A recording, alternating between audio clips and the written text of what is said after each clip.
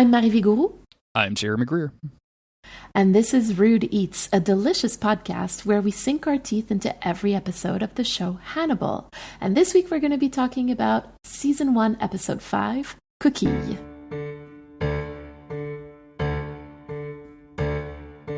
I want Will Graham, I really do. And I think that we could have some fun. Then you can do anything you like. I might even go and help you catch the Shrike. I want Will Graham, I want that man. For every meal and on demand.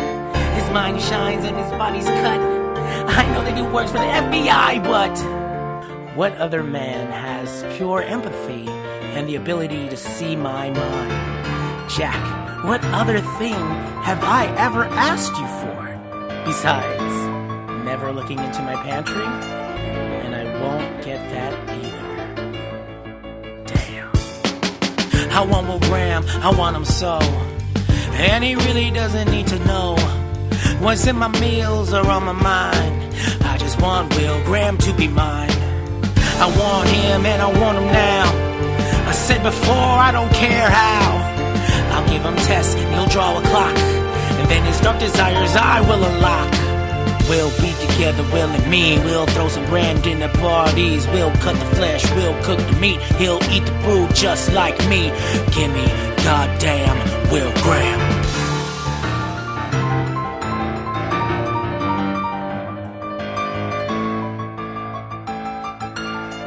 Coquille.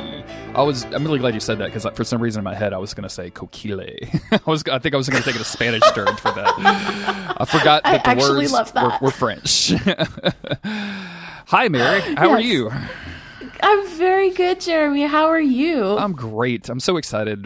This is the first podcast we've recorded since releasing the podcast. We got to episode 5 before we made this thing public. And the feedback has been overwhelming and really, really great.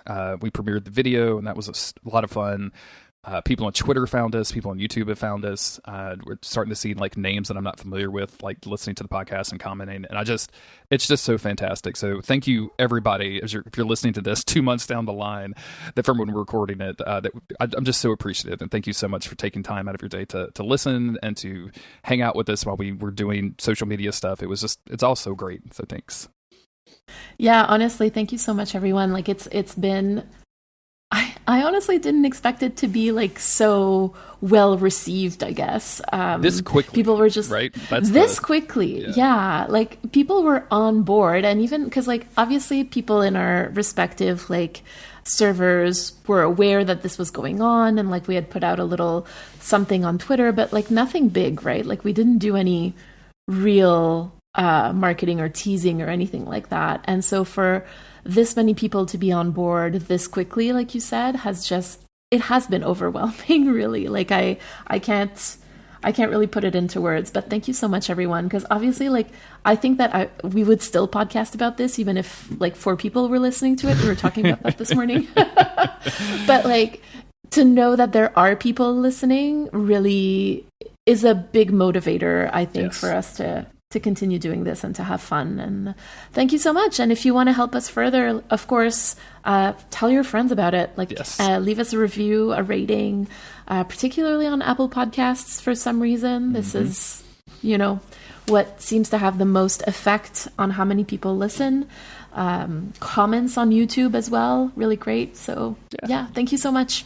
Thank you so much. We're going to get into this episode, which is described as Will and the team track a serial killer who has a gruesome ritual. Hannibal tries to drive a wedge between Jack and Will. Jack's wife, Bella, starts therapy with Hannibal. This aired on April 25th, 2013. It was, the teleplay was written by Scott Nemurfo and Brian Fuller. Story by Scott Nemurfo, directed by Guillermo Navarro.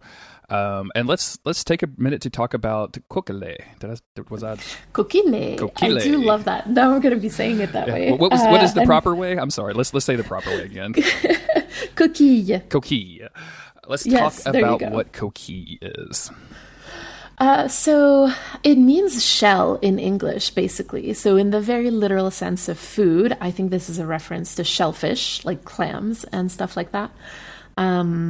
And so if we dig a little bit deeper into the theme of this episode, I think that the shell is about our bodies, particularly like the limits of our bodies, especially when it comes to illness.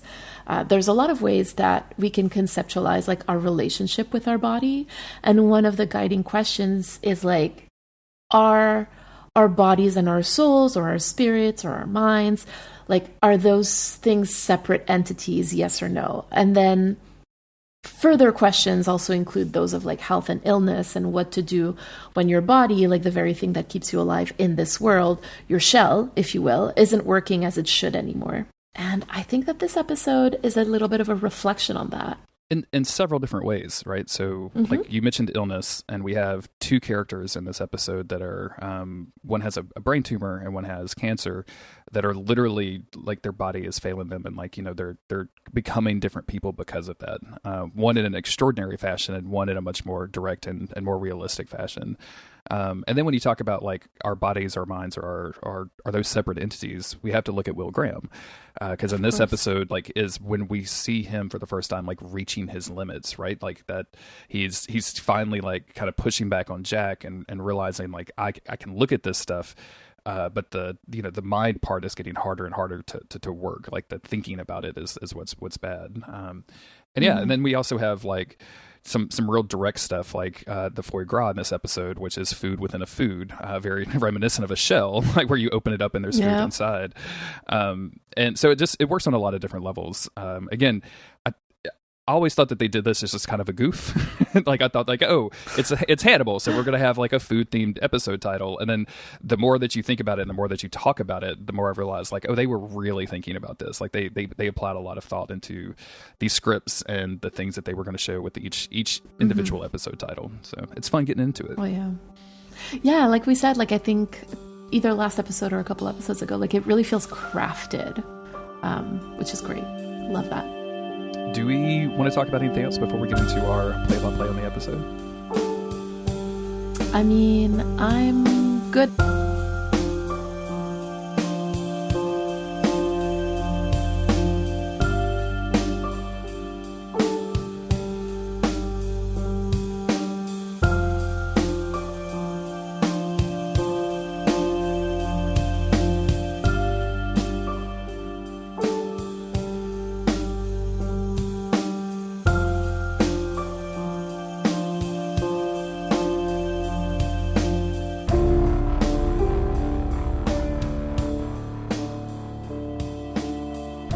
Well, let's get into our play-by-play. We are going to start out with Will Graham walking on the road, shoeless, in his pajamas, and we see the stag following him. It's obviously very cold out. We see Will's breath on the air, and the stag nudges him, which is the first time that the stag has actually touched him, which is, I think, very significant. I mean, yeah, the way that I saw this was that there's less and less of a separation between like his imaginary world and the quote unquote real world. So, you know, they were talking with Hannibal a couple episodes ago about like the walls of the house of Garrett Jacob Hobbs. And it sort of feels here like the walls of reality are kind of collapsing onto Will. And it's also like it's definitely that. And it's because the stag is what it's in. The stag is in Will's mind, but one of his dogs has followed him, right? So, and that's the dog nudging him because the dog is concerned about his owner, which is the Winston, the dog that he stole from an owner because the dog had a collar when he got him, which is very funny to me. We see cop lights in the distance, and we get the kind of this normal cop routine of like, do you know where you are? Do you know where you live? That kind of thing. We finally see Winston the dog. They question Will as he's in the back of the police car. He had a little bit of whiskey, but not a lot. But he's still very confused. He even says, I'm not even sure if I'm awake right now. And then we skip over to Baltimore, where Hannibal pours coffee from his fancy Belgian coffee pot. A funny story here. I have this coffee pot. You do not. I do. Oh my I do. God. Autumn got it for me for Christmas. Not this last year, but the year before, because I was getting real big into coffee, and she's like, "This is like," and it takes forever to make coffee with this thing, and it goes back to what we were talking in I think the last episode about Hannibal being prepared for everything. Like, it has to be 5 or 7 minutes before like Will walked in and was like, "Yes, I would like a cup of coffee," and Hannibal going like, "Let me get all of my gadgets," like there's what you don't see is there's like a butane thing that you have to light. It boils, and then it like as it boils, it like moisture moves into the other thing, so it like levers up. Like it's a whole situation that he is going through here. I tried to find a video of it because I thought I had a video of it on my phone somewhere, and I could not find it for the life of me. I was going to send it to you, but then I just decided to surprise you and tell you that I had, this coffee pot. Well, good job. I was surprised. And they begin to discuss the reason that Will could be sleepwalking, and Hannibal says that it's probably from PTSD from his job, and Will pushes back on this, saying like, if my body is walking around without my permission, would you say that this is a loss of control? And Hannibal just looks at him and says, wouldn't you? Like, absolutely, that's a loss of control. And it's just, it's just Will going to Hannibal to like, help me, essentially. Right. Like Will is actually like really reaching out in this episode. And we'll talk more about that later. But like, have you ever been like in contact with somebody who was sleepwalking, or have you sleepwalked? Like if you feel comfortable talking about it? I've seen it happen before. Okay. The only time that I have sleptwalk, embarrassingly enough, is like when I get, there was one time where I got especially drunk as a younger man, and I woke up like walking around and was like, I don't know where the fuck I am. Like, and it eventually came to me and everything, but it was literally just like I had abused my body so poorly that it woke up in the middle of the night and was like, I got to walk some of this off. Yes, clearly. What about you? Oh my goodness. Well, so my sister used to sleepwalk when she was a teenager, and it was actually really kind of scary because she would have, so it started as like, she would have dreams that she was in the Arctic, and then we would find like the freezer, like everything in the freezer completely melted in the morning. Oh no. So like she would literally like open the freezer and just like stick her head in the freezer. Interesting. And so like we kind of had a few laughs about it. Like it wasn't a big deal, but then she started having dreams that she was driving my dad's car. And we would find my dad's keys like in a different place there than where he had left them. And that's when we kind of realized that there was a very real danger that she could be trying to like go out at night while everybody was asleep and drive the car while not even being aware that she was trying to drive the car. Oh, wow. Yeah. And so what this is making, every time I think about sleepwalking, it just makes me think about how when you are sleepwalking, or the person who is sleepwalking completely depends on those around them to protect them from themselves, because they are not in control of their body. So like exactly what Will is talking about here. And Will doesn't have a lot of really great people in his life to like, well, to use a phrase that we're going to hear later, watch over him. Exactly. Like the fact that we only see a dog with him, right? Like that's the level. In fact, we're going to see that multiple times throughout this episode of his dogs like wanting to protect him, which is very, very nice. Hannibal wonders if Will is having any kind of feelings of aggression, and once again he brings up Jack Crawford, and Will says, you told me that Jack sees me as fine china, but I'm beginning to feel like an old mug. And Hannibal points out that Jack is willing to do anything to Will as long as he gets what he wants. And again, this is a further attempt for Hannibal to put himself between Jack and Will, and to isolate Jack. Jesus Christ, I'm doing it again.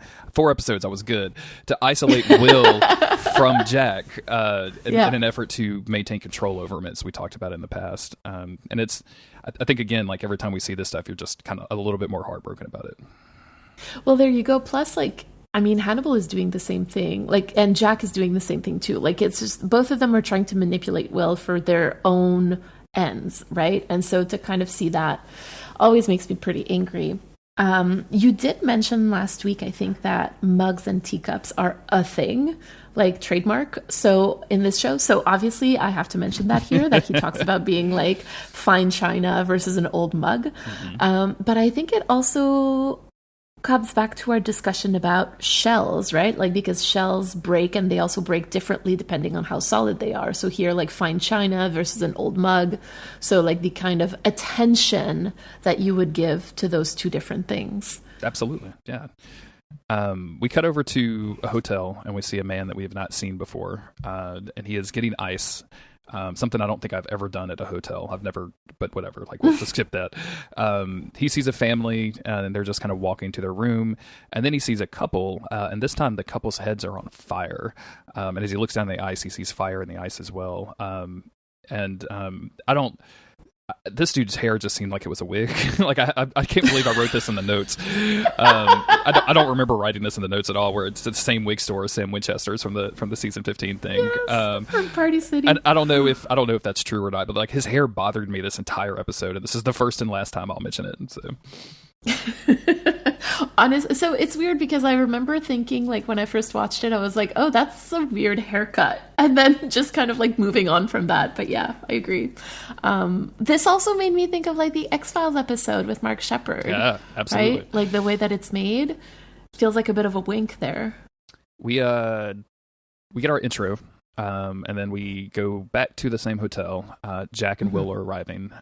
They found the room was registered to very classic John Smith, and the victims are Mr. and Mrs. Anderson, and they were mutilated so bad that Jack has to warn Will to protect himself. He says it's soup in there, and Will has a joke of like, chicken soup is not great for the soul or something, but mostly like, Will just looks disturbed, and it's because he hasn't slept again. Like, he's still not sleeping very well. And as they enter the room, we see what bothered Jack so much. There's two bodies, nude, kneeling in prayer. They've been wired up so that they stay that way even though they're dead, and their back skin has been carved off in such a way and pulled off of the body to create angel wings, and it's an incredible visual. And I've always I've apologized a couple of times on this podcast to you, because like, I told you, I kind of sold the show with like, oh yeah, the gore is good, and like, but it's not like slasher gore. And then I started thinking about all of the stuff that happens in this, and I legitimately worried about this one maybe being too much for you. If I'm being honest, like, this to me is like Criminal Minds level of grossness. And so I don't love it, but I also find, I don't know, I think it's made with more respect than Criminal Minds. And so, like, you know, it is gross, it is soup, but it's not as bad as, like, I think they could have made it. Yeah. It could be a lot worse. Because it could be a lot more bloody, let's be real. And let's wait for season 2 before we make a bunch of decisions. No. Oh no. Our ERT crew is here, Beverly and the boys, as I'm going to start calling them. I've decided. They're talking about Beverly and the twins. How about that? Because they are like the twins, right? Yeah, absolutely. They're talking about like Vikings killing Christians, and removing their lungs and crucifying them, which sounds horrible. And we find out that the killer slept in this bed. The two bodies are arranged at the foot of a bed, like looking at the head. And he left like sweat stains on the bed. He threw up on the clock radio that's beside the bed. Very, very weird. And Will has a great line where he's just like, "Madness slept here last night." And I wanted Jack to go, "Will, chill the fuck out, man. You're a special agent. You can't be just saying stuff like that. You can't be creepy like this, Will. Stop it." So I find that this episode worked overtime to try to make parallels between Will and this killer, right? Like the sweating, the loss of control, like, just to name a couple of things. And like, obviously maybe this is just Will projecting, but we as the audience also see these parallels. And to be entirely honest with you, for a second I was like, did Will do this in his sleep? Like, I was unsure of if this guy that we saw was like a hallucination also, right? Like, and I really had to actively remind myself that Will was in a different state when this happened, and that he couldn't have done this. They're going to play with this too at the end of the episode, as we see him literally hallucinating stuff while he's awake, which is, you know, again, very, very terrifying for my boy Will, for anybody that likes my boy Will. Will thinks that this killer is elevating these victims somehow, and he tells Jack, "I need a piece of plastic."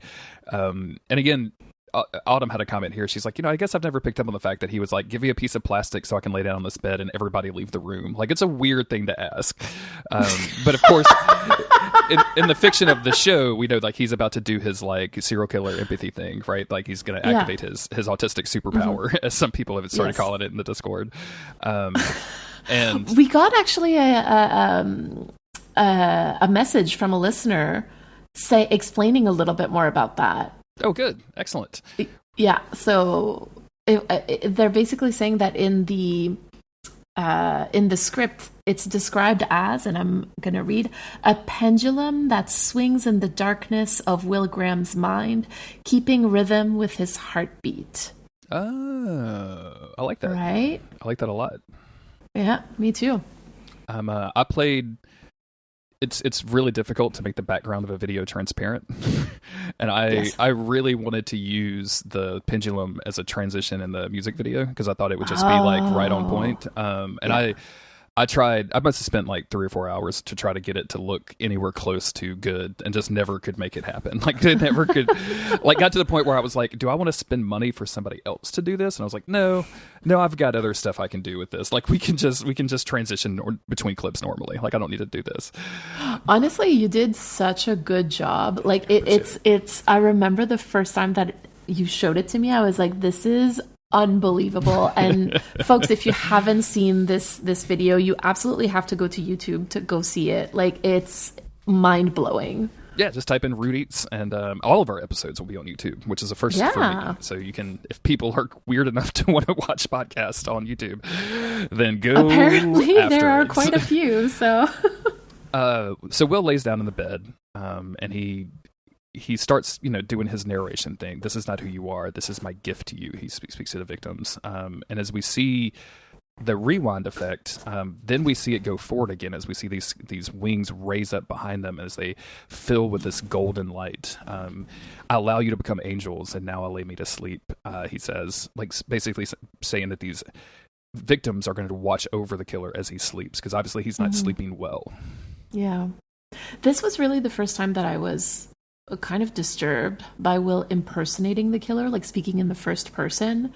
Like obviously before I was like, oh, this is weird, but whatever. Like it didn't really bother me, but this time I was like, this can't be healthy or good for him, right? Like, and it's clearly not. Like he's out walking his imaginary moose at night, right? Like it's like. Sorry, that really got me. Walking his imaginary moose is very funny. It's just like it's like, this poor man. Anyway. We're going to cut over to Hannibal, who is serving dinner to Jack and his wife. His wife's name is Phyllis.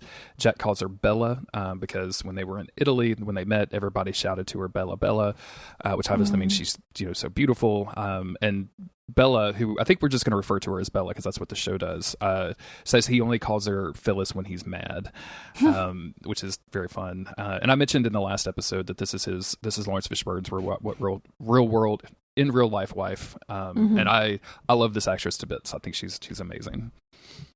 She's incredibly pretty. So yeah, no matter how the show decides to call her, I will be calling her Bella. Period. That's where we are. Hannibal is serving foie gras, and he insists that it's from an ethical butcher.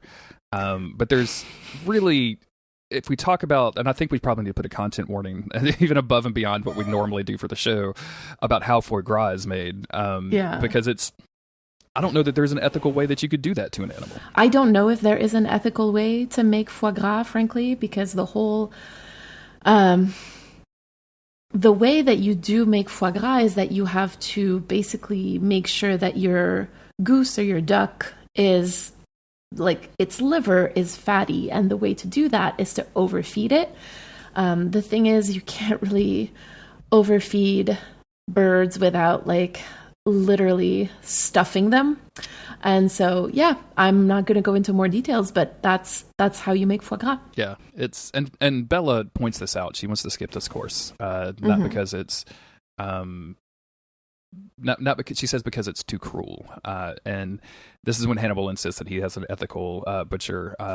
And he says that there's no need for unnecessary suffering, and then talks about how we as humans, like we learned compassion from animals, but we learned cruelty. We gave cruelty as something that we gave to ourselves, and it's just the way that Hannibal speaks. Like you kind of feel like he's talking on like 5 different levels at one time. Oh yeah, and also the fact that we just, again, every single meal that Hannibal serves, you should there's probably human meat in it somewhere. So like if you couple that with the awfulness that is the foie gras, and to begin with, like I'm so glad Bella's skipping courses.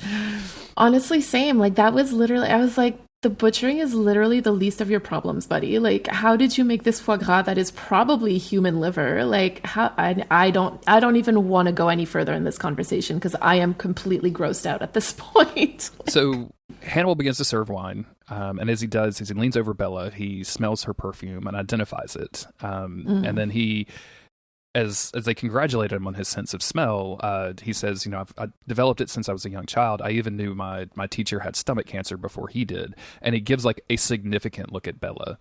And you've got a note in here about like, where is this coming from? Yes.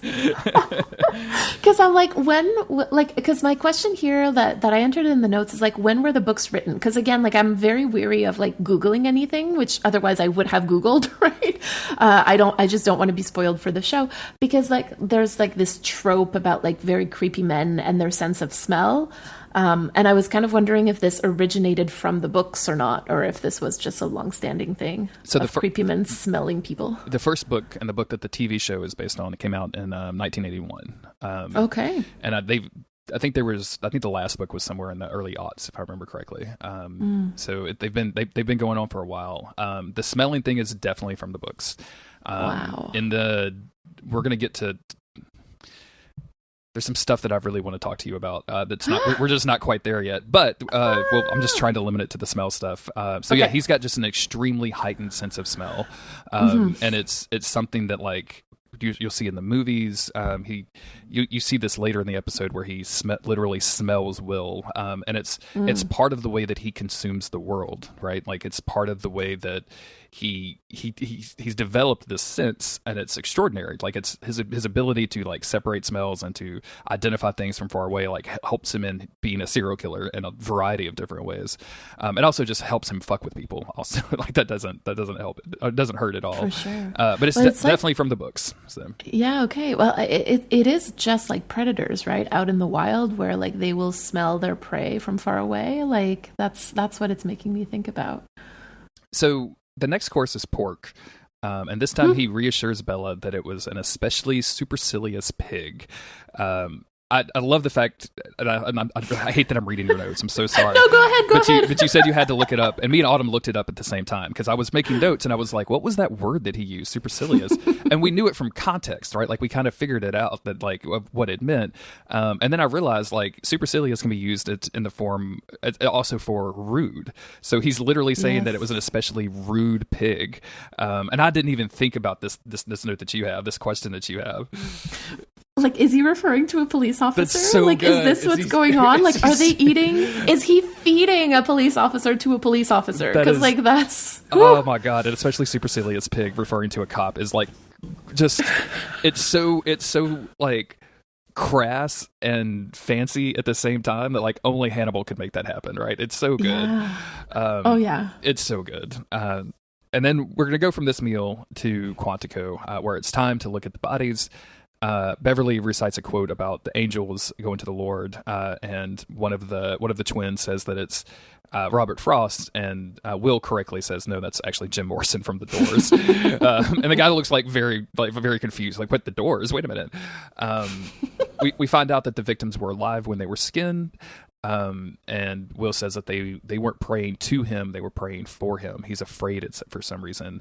And that's when they start analyzing the contents of the vomit that they found, and figure out, based on the medications, that he has a brain tumor. And Will says he's afraid of dying in his sleep. He's making angels to watch over him. And when you started this episode, I sent you a DM that was like, try not to think about supernatural in this episode challenge. And like at this point, you're like, Yeah, listeners, if you drink alcohol, then take a shot every time that we are going to mention Supernatural. And if you don't drink alcohol, then take a sip from your water bottle because you're dehydrated. So make sure to drink your water every time that we mention Supernatural. And I am going to mention Supernatural here because I'm so sorry, but like angels watching over him, like this was 2013. So obviously the idea of like angels watching over somebody, like, it's something from the Bible, but like it's so present in Supernatural that you can't like not think about it, especially given that we've both done a Supernatural podcast in the past. Yeah. Although obviously this is like a real extreme perversion of what we think about like in Supernatural with that phrase. Of course. Yeah. This is something much more violent and awful than the kind of where we kind of heard this original phrase from. Yeah. We jump over to Hannibal's office, and he opens the door, and Bella is there. She's scheduled an appointment. Throughout the conversation, we know that she is hiding something from Jack, and she says it's to spare him the worry. And I love that Hannibal responds to this, that he has room for one more worry. This is just a very good line. And I think this really goes to show how good Hannibal is as a therapist, which I really, really hate. But I think it also really speaks to how competent he can be when he's not like putting his own whims above his duty to his patients. Yeah, absolutely. Bella brings up that there could be a conflict of interest because, he has a professional relationship with Jack, and obviously Jack is her husband, and Hannibal is just like, nah, that's all right. Oh my God. The thing about a conflict of interest is that it's not even as much about the actual conflict of interest as it is about the appearance of one. Sure. And so, like, 100% there's a conflict of interest here. Like, oh yeah, but Hannibal, like, he's going to do everything he can to get more information about Jack. Of right? course. Like that's his one of his main motivations for this. Mm-hmm. She talks about that she started to hide whatever this is, and I'm being coy because we're gonna find out what it is in a little while, and we're gonna talk about it in more detail then. Mm-hmm. But she was starting to hide this because she wanted to maintain her dignity, even though now she knows she has plenty of indignity to look forward to. And I think anybody with any kind of illness can identify with this, of having this desire to hide things from people, but also like knowing that you're not going to be able to, like they're going to see all of you, and in some ways that you wouldn't normally want people to see you. So, so this topic is an interesting one because I come at it from an academic angle, because that is literally like what I study, particularly like the methodology behind like learning about people living with illness, but also how they make meaning of that. And so this episode really tickles my brain because she's talking about like the indignity of illness, like of seeing and having your body breaking down, and also of having to depend on others for survival. And in our society, the way that it's set up as very individualistic, like this is a very terrible indignity, right? To no longer be self-sufficient. So it speaks to a lot of things. Interesting. I don't know a lot about what you do, and every time you mention something, I'm like, what the fuck does she do? What is this? One day I'm gonna get you on the outtakes and be like, so what is your job? Where do you work? What is your employee ID? I need to know more about oh my this. God. All right, we could do that. Hannibal says in response to this that the only indignity I see is resentment. Why do you resent your husband? And she resents Jack for having too much to worry about. Obviously, like Jack is in the world, doing his cop thing, like saving lives, and she doesn't want to put this on him. And I just want to take a quick break from this conversation to note that like the shot on this is just gorgeous. Like Hannibal's office is an amazing set by itself, and there's a reason they keep coming back to it. But them sitting like across from each other in chairs, and it's just a perfectly divided scene with him on one side and her on the other is so good. I tried to use this in the video like in 4 different places and was like, this doesn't work. Dang it. One thing also that I have to say I was really impressed with is how beautiful she looks on screen.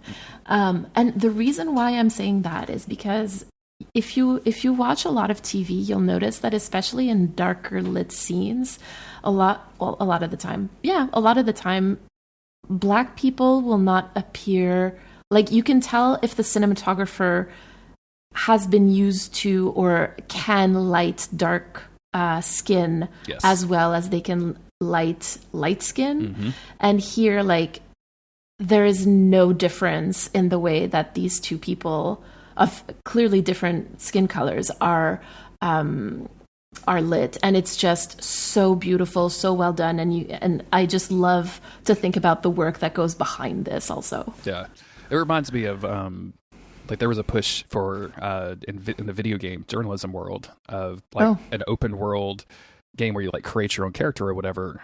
People like got to the point where they were like, where's black hair at? Where, oh gosh, you know, like why aren't you including this? Like I'm creating this character and you're letting me like pick any skin tone, including like orange and green, but like you don't have dreads or rose or locks, I should say. You know, like you don't have any of that stuff, and that's been a thing that's happened over the last like probably 5 or 10 years, and we've seen more and more of that stuff incorporated, which is good, which is kind of cool. Yeah. She also brings up the idea of Hannibal seeing the two of them together, which Hannibal just kind of flatly says no. He would recommend them to someone else who specializes in couples therapy. And I think this is actually because like he wants to know everything he can about Jack without Jack knowing about it.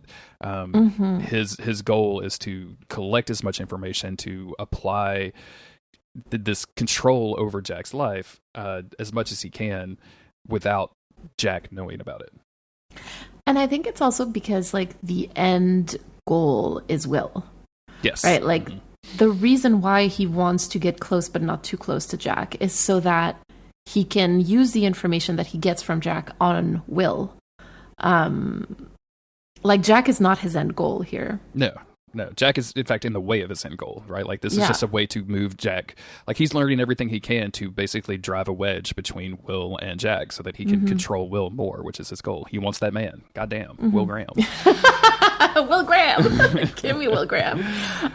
But there is one thing, though, because, like, I do want to start this conversation that, you know, he does kind of, like, hint that they could use couples therapy, which, like, yeah. Because I mean, I've never been married, so maybe you can tell me a bit more about that. But like, you don't get to not telling your spouse about your state, about like your illness. That, you know, I'm trying to be coy about this, even though I have it like written out in my notes. You don't get to that point in a vacuum, right? Like, there's going to be a real big history of like stuff to get to that point, and to kind of bring back the Iranian yogurt. Like, the Iranian yogurt is not the problem here. I can't wait for people to hear that. Like, we're going to get so much feedback from that, I think. I want to talk about this in depth, especially from the perspective of someone who has an illness and that is married. But I want to wait till we actually have the conversation between Jack and Bella towards the end of the episode. Perfect. I just think that would be able to be the best place for it. Meanwhile, we're going to skip ahead in time a little bit, and Hannibal is now helping Will with his case, looking for books.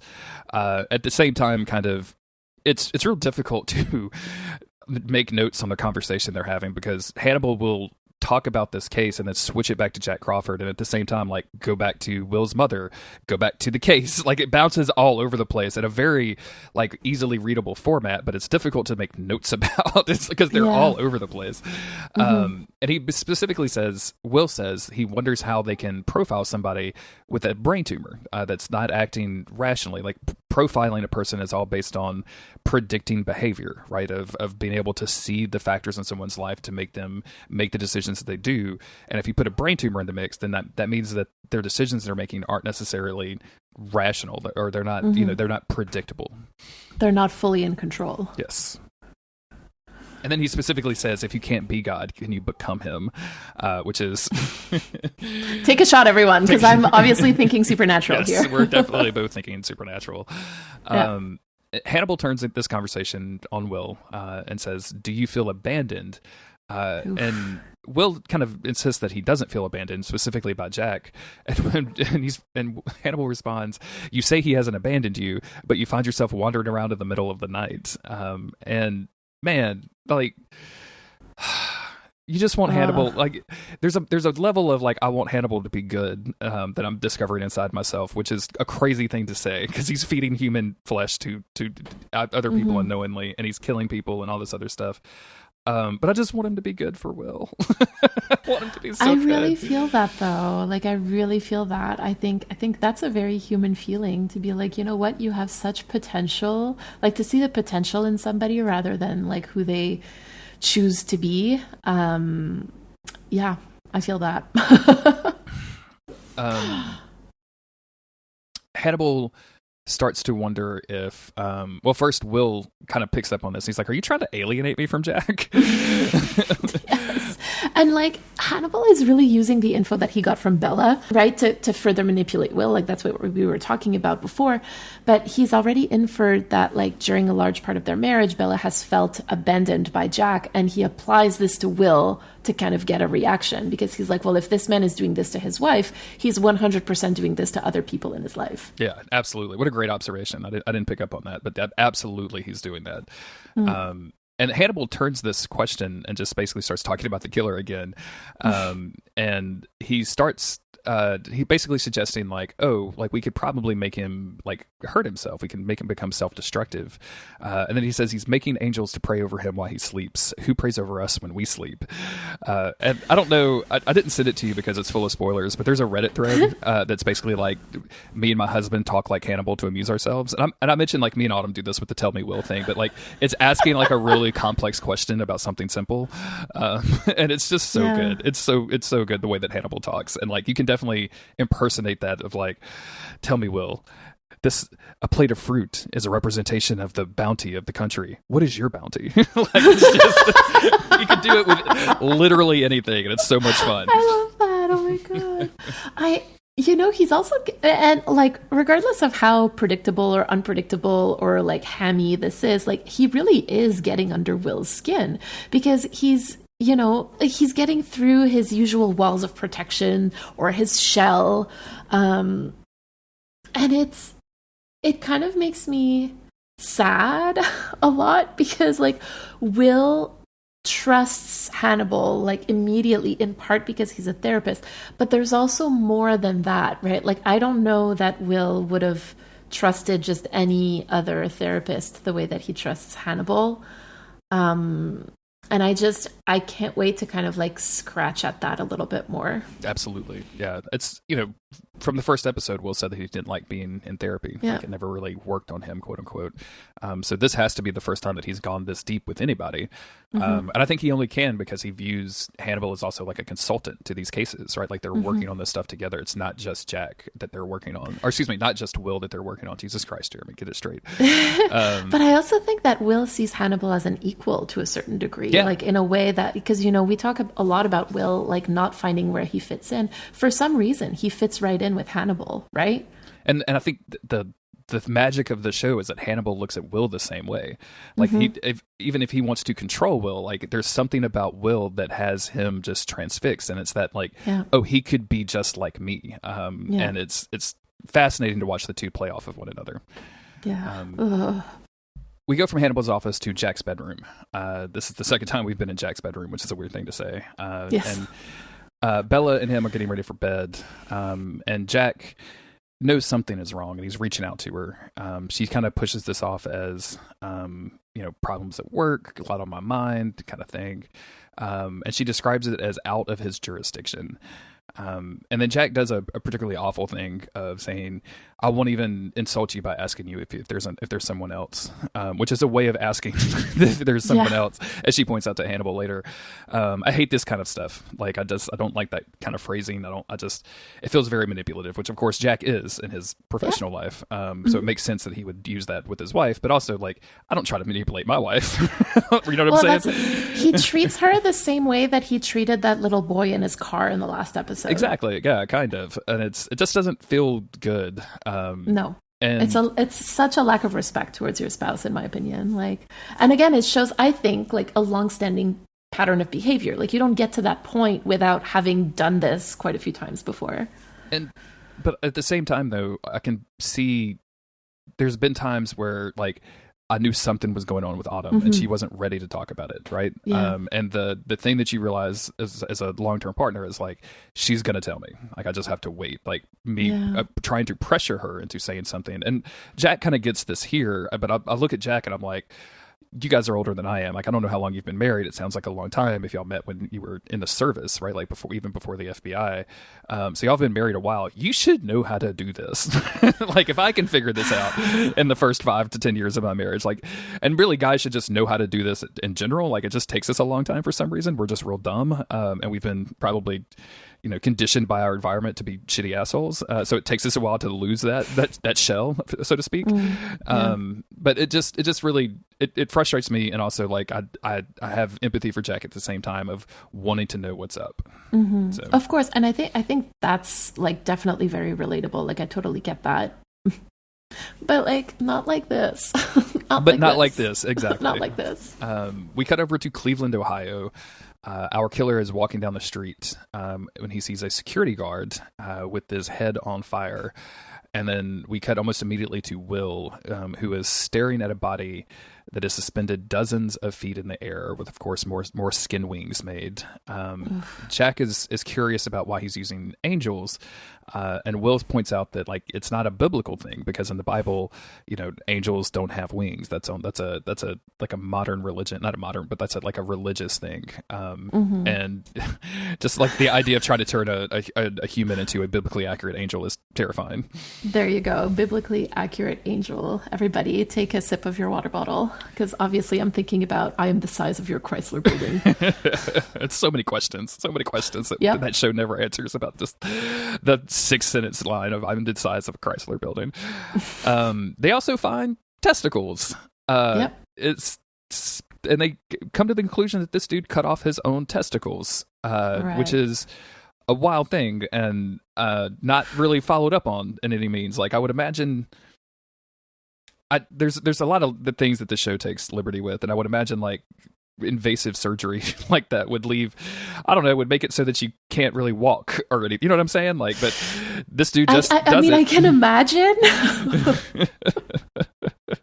that it would be incredibly painful. And I think, and yes, 100%. Like this, I was like, this doesn't. But it also reminds me of how loosey-goosey they're playing it with the ERT people, right? Like the process of the investigation and everything. So I'm like, okay, I need to just like not think about this too hard, because at the end of the day, the show is not about this investigation. It's about the relationships that are developing through it. And normally I'm okay. But when there's like a man's testicles on the ground and they're like, well, he castrated himself or whatever. And I'm like, I don't even, okay. All right. Yeah. Let's okay. Jack begins to pressure Will. What is he doing? Why is he doing this? What is he thinking? And eventually Will snaps. You're the head of the behavioral unit, Jack. Why don't you come up with your own answers? And Jack marches forward, turns around, and you could see the rest of the ERT crew scattering as he looks at Will and says, I did not hear that. And Will immediately apologizes and says, no, I'm sorry, you didn't. This is really funny because like everybody scatters right when this happens, and it really is like the siblings walking away when one kid challenges dad, right? Like bringing back the theme of family. But also I feel like you've said this phrase to me before, like, why don't you come up with your own answers? And I'm like, oh my God, you're playing me. Great job, by the way. That was great. We have this wonderful shot of Will literally standing underneath this angel looking up. And I just sometimes the cinematography really gets to me. I just need to point it out. Yeah. It is really beautiful. And it's so eerie. And it's like, is this foreshadowing? Like, who is watching over Will, right? Mm-hmm. Ugh. Back at the morgue, we have this really wonderful conversation between Beverly and Will. She's shocked at what he said to Jack, and says that it feels like the first time I heard my mom curse, which is very funny. As somebody whose mother like had the mouth of a sailor, like I could see like, oh, like my mom never said the word fuck before. Then I heard her say fuck when I was 15, and it blew my mind. But I was like, I've been hearing that since I was like a baby. But she asked if he's okay, and he, in like a moment of I guess, vulnerability, he says, "Do I seem different?" And she very casually says, like, "You're a little different." And I really, really love the line delivery on that. Like, "You're a little different." And she says, "Hey, you would know something is off with me because if you asked me, I would tell you. Can you return the favor?" In other words, saying, like, if I just asked you if you're okay, would you just tell me so that I could help you? Absolutely love this. It's really lovely. I mean, Beverly is, I've said this before, but I'm going to say it again because she really is the only person to treat Will like a human being with his own will, right? Like, she treats him like a fellow person, which, neither Jack nor Hannibal nor, frankly, Alana Bloom are doing. So I really appreciate Beverly in this moment. They start identifying the victims. We're going to run through a bunch of this case stuff real quick. The interesting thing is the victims are all criminals. The couple like to capture women and rape and murder them. They say the security guard was a convicted felon, which used to sound a lot worse to me until I realized, like, literally what you can do to be a felon in this country is very, very small. So it doesn't seem like he deserved to have his skin. Nobody deserves to have your skin taken off. But, like, to lump him in with the rapers and the murderers, I was like, feels a little weird. I know, right? Plus, like, technically, like, if you've been convicted for something and you're now out, it just means that, like, you have technically, according to what we have decided is justice in this society, you have paid back your debt. And so, like, what? Yeah. What is he owe? Right? Yeah. Like, why is he a bad dude? And there's the idea that this guy's a vigilante, but Will shuts that down. Autumn was like, "Do you think he's Daredevil?" I was like, "No, I don't think he's Daredevil." I mean, the angels, the Catholicism. He's got a lot of guilt. Daredevil does. He carries that guilt around with him. But he thinks that the Angel Maker is trying to become God. He doesn't have to know that they're criminals or bad people or whatever. He just has to believe. Because there's the question of, like, how does he know that they're bad people? And he can't. He doesn't. There's nothing supernatural in this, except for all of the supernatural references. Take a shot. But he's just choosing to believe that these people are bad, which is kind of which is terrifying. So. It is because then that's, again, like, that's nowhere near justice, right? Absolutely. Yeah, that's just random murders at that point. Yeah. Bella is back at Hannibal's office, and they briefly discuss Jack's accusation of cheating. And Hannibal points out that she seems more betrayed by Jack than her own body. And this is when she finally reveals that she has cancer. There's no point in being mad at cancer for being cancer. And she knows that this cancer will kill her regardless of whatever treatment she takes. And she has this line that says, "I am slowly shrinking while this tiny thing grows larger every day." And this is kind of emotional to talk about since I was diagnosed with cancer about a year ago. This is all... I'm sure she's had people in her life that have had cancer, or she's talked to people, because it's a very real feeling of you can't really be mad at it. Like, there's no point, right? It's just a wasted energy. And I don't know. I don't want to live my life being mad at something that I can't change. And this idea of it growing larger while I'm shrinking every day, luckily enough, like, I'm in stasis, like, there's nothing growing larger inside me. But at the same time, like, during the last year of not knowing, of being completely in the dark and just, like, every 3 months getting updates basically about how all of this awful treatment is going, it's really, really difficult not to think that you are shrinking, just in terms of the people that you want to talk to, the food that you want to eat, the things that you want to experience. We stopped going out. When I was going through infusion therapy, we were going out to restaurants at the same time, right? Like, I wasn't going to movies. I wasn't being social. I wasn't going to work as much, that kind of thing. And so your life shrinks down, and it becomes, like, kind of focused on this one thing. And it's really difficult to watch something like this, especially with as wonderful of an actress she is, and not get emotional about this. And we're going to talk about it a little bit more towards the end, like I said, but this line really, really struck home with me. Yeah, I listen, like, this is what she's describing in this fictional story, what you're describing based on your lived experience. Like, it is very, very close to what people describe when they have, like, chronic illness, right? Like, whether that is cancer or something else, your life shrinks for all the reasons that you mentioned. And so I approach this with a more theoretical view. and it's in line with basically every single account of like patient experience that I've read so far. It's it feels very real. It's also interesting. I didn't really notice this until I had cancer.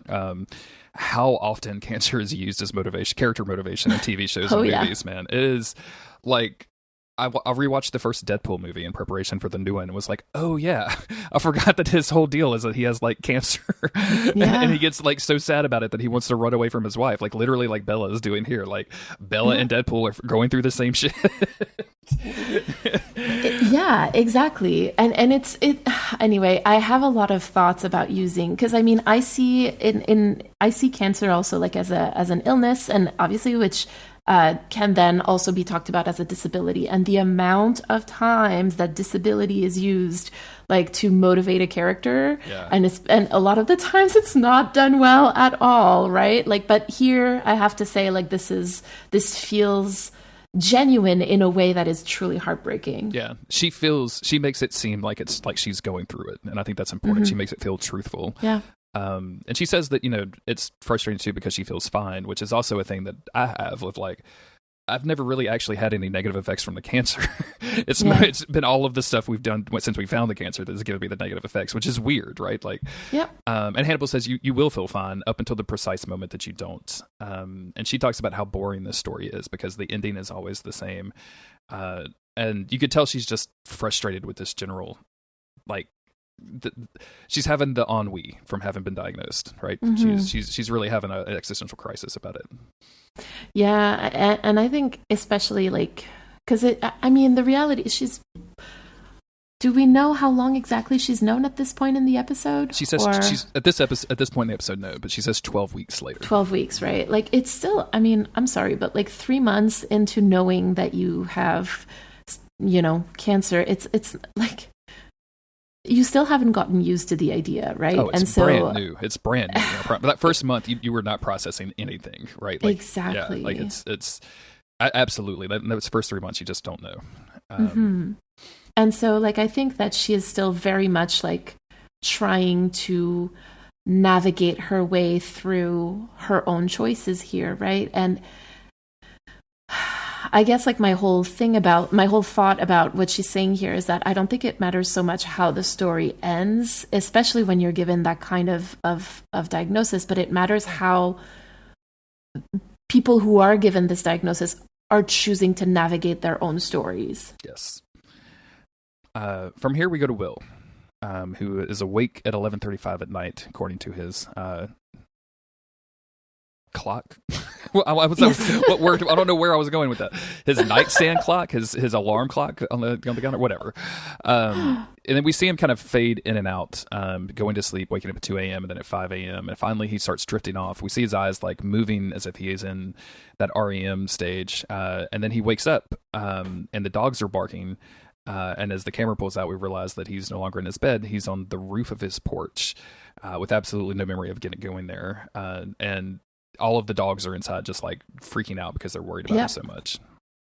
I mean, this is really terrifying, right? Like it's close to like what I was talking about earlier with my sister and like taking the keys to my dad's car, right? Like, absolutely. Yeah. It's exactly the same thing. So we go for Hannibal's office where Will is chewing on pills, which is another like TV trope that I don't really like that much, but whatever. And saying that he's beginning to dream more. And Hannibal points out that his dreams were the last place he felt safe, but no longer.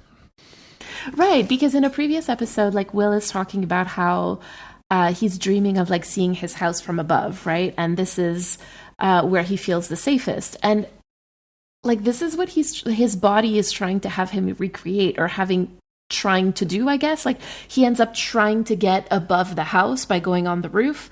And I was writing this morning and I'm like, is this Will's subconscious trying to tell him that he needs to watch over himself, that like there is great danger in front of him that he's not aware of? And anyway, poor Will is just so caught up in his own stuff right now that he's not seeing the danger. It's like you just want to reach out and give him a hug.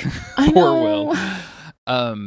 they talk about the angel maker, and Will explains the theory of the angel maker looking for quote unquote naughty people. And there's this scene where Will slowly walks towards this statue in Hannibal's office that's of a stag, and he talks about how the angel maker's brain is working against him.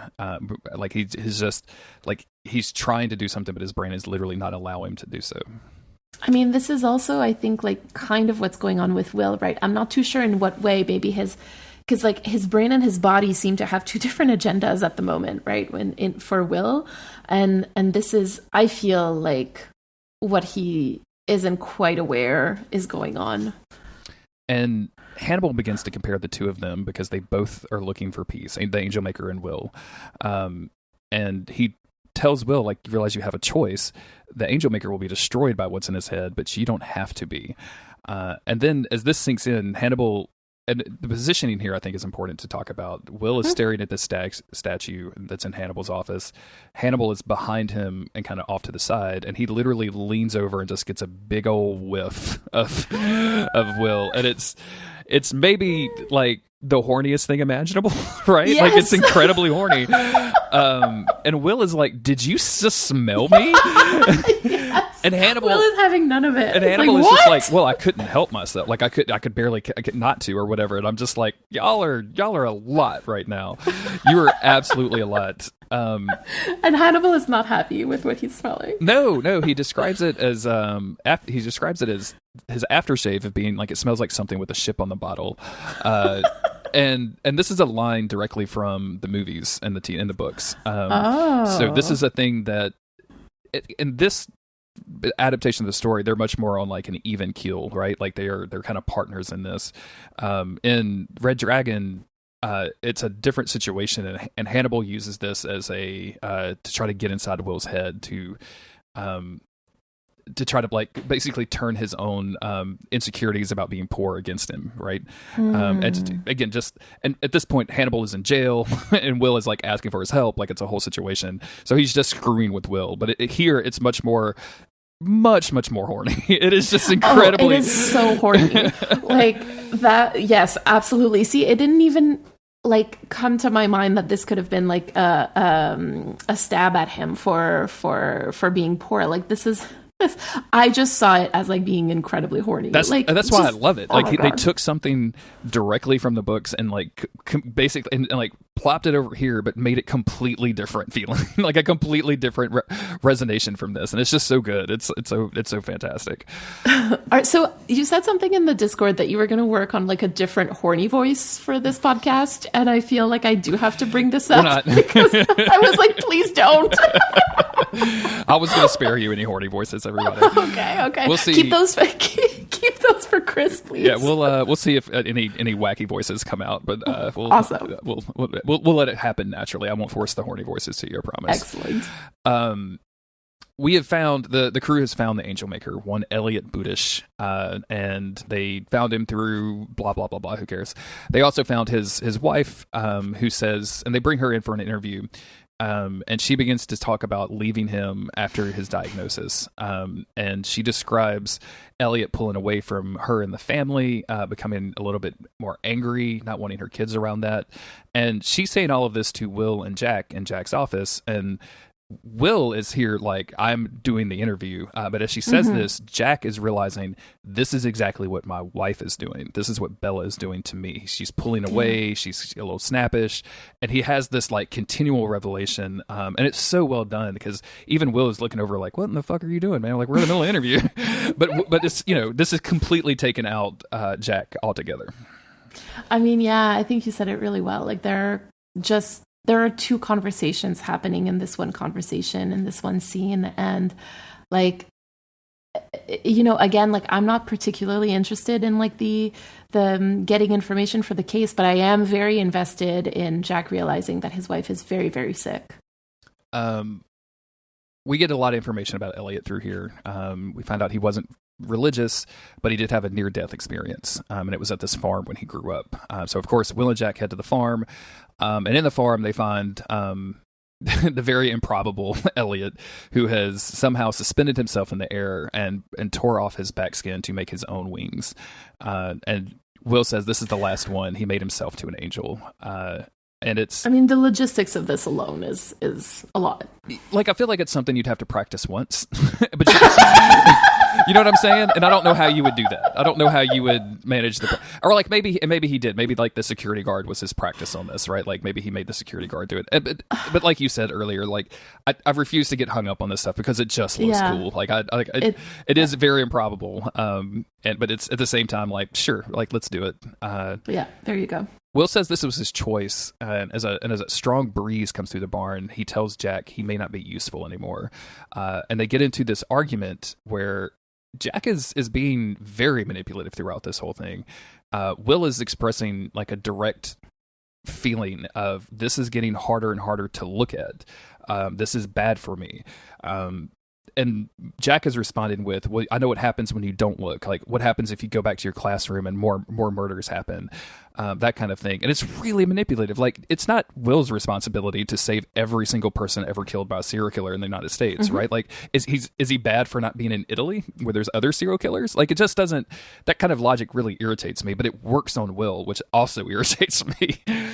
I know, same, honestly. And I feel like, again, just because of what we're talking about in this episode, like he's literally sorry, I'm getting mad, but like get mad, let's do it. I'm getting so mad because he's literally trying to reach out the same way that Beverly said that he should, and he's being honest with Jack, and he's telling him that he's not doing well, and Jack is just so caught up in his own stuff and with his own goals that he actually just doesn't have the capacity to care in the moment, right? And so if we go back to the parallel between like Will and Bella in their relationship to Jack, like I can't help but see that this is what Bella must have been going through all these years, right? Like an emotionally unavailable spouse. And, you know, like no wonder she won't tell him she's not okay anymore, because if this is how he reacts when he's being told that like somebody around him isn't okay, then like, I don't know. I probably wouldn't want to talk about that with him either.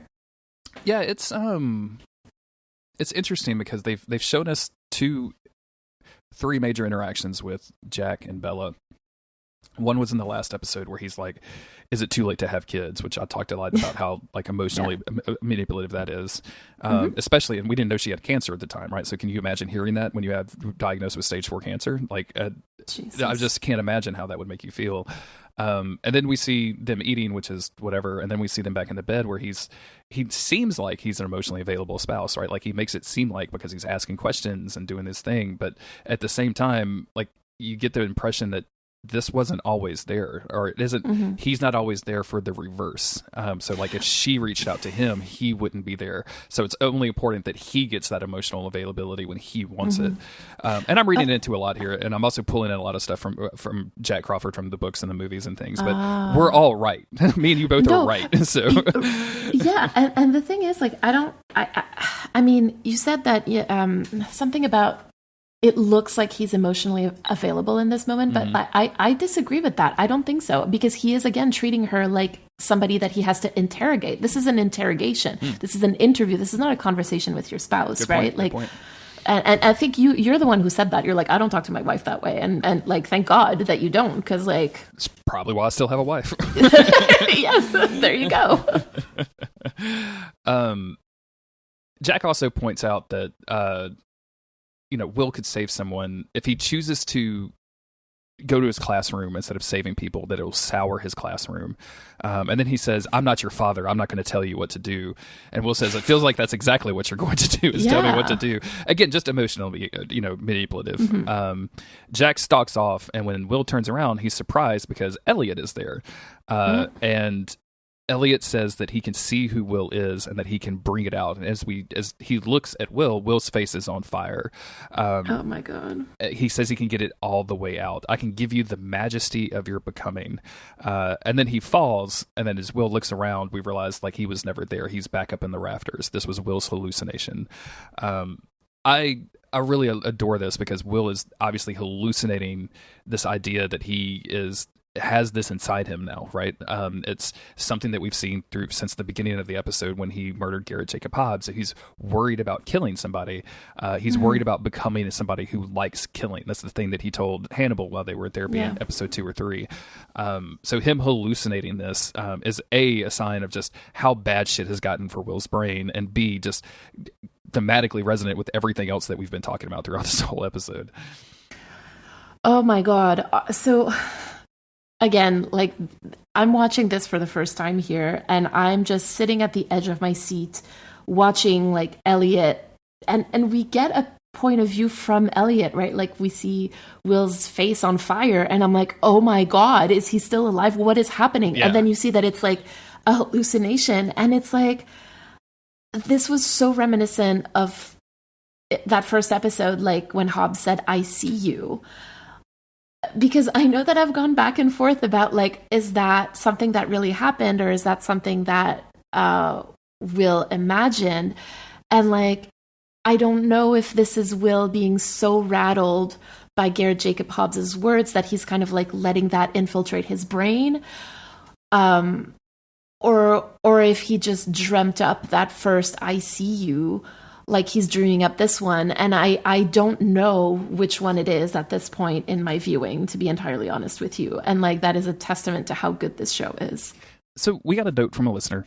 And I haven't gone back to confirm this, but I usually trust the instincts of the listeners because a lot of times they have watched the show way more than I have. But they were asking us, they were sending a very polite correction because we've been referring to Hobbs' last words as "I see you," and apparently he just says "see" as with a question mark, which they were saying can completely change kind of the intonation of the whole thing. And no way, really? And I haven't gone back to that first episode to find out. I went back to my notes on that first episode, and I definitely wrote down "I see you." So I don't know, and I haven't looked at the script or anything like that. Again, have not confirmed it. I feel like, and I wanted to bring it up just because it's a very polite correction, and I like to bring those up. So thank you. Of course, yeah. But also, I feel like we're getting, even that we had like the extra words in there, I feel like we're getting the exact same thing. I feel like we're still, it's showing us exactly like you're saying, like he's so worried, like he's so rattled that all of this is in his brain, and it's so I feel like we're getting the same thing. I need to go back to that first episode and watch, but yeah. This is blowing my mind the same way that when a listener told me that Mary in Supernatural, like Mary's like sleep robe isn't white, it's actually pink in the first episode. Oh yeah, absolutely. I only know that because I used it in so many music videos. That's the only reason I know that. Like, my mind is blown. Yeah. This is like seeing the arrow in the FedEx logo, right? That you'll never be able to unsee it. Yeah, there you go. Jack is waiting outside Hannibal's office as Hannibal opens the door and is escorting Bella out. So he has caught his wife in the act. She even says, like, "Did you know I was here? Did you follow me?" Like, kind of asking, are you intruding on my privacy? And then she looks at his face and realizes that he's figured it out. And it turns out she's been hiding stage 4 lung cancer for 12 weeks. And they share kind of a rueful chuckle when he says, "You don't even smoke."